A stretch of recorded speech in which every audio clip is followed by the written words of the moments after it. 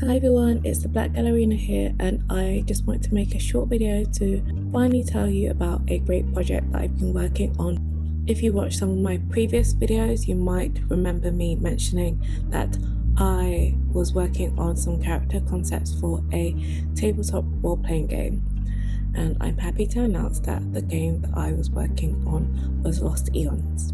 Lost Eons is an interactive role-playing game developed with the London/Brighton-based artist David Blandy and the CBC campus community. The game takes place in a world in a far distant time where humans have adapted and merged with the area's flora and fauna. I was super interested in the project because I know that David really acknowledged how high fantasy is often based on racial traits and lore that stems from European mythology. Lost Eons, on the other hand, aims to give high fantasy a clean slate.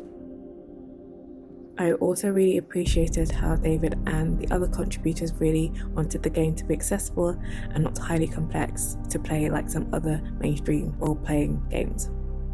I worked with David to develop a community in the game called the Aya. The Aya are descendants of reincarnated human sea guardians. The word Aya is descended from the Ghanaian tree language, and it means burn. Aya is also an Adinkra symbol and represents endurance, resourcefulness, and the defiance against oppression. Through working on the project, I learned a lot about world building and how this form of curating fictional worlds could apply to curatorial practice.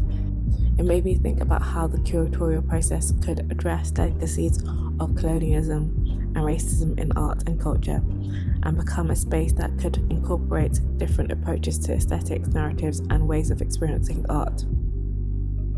Thanks again to David and the team for letting me take part in this opportunity. I hope loads of people have fun playing Lost Eons. Take care and see you soon.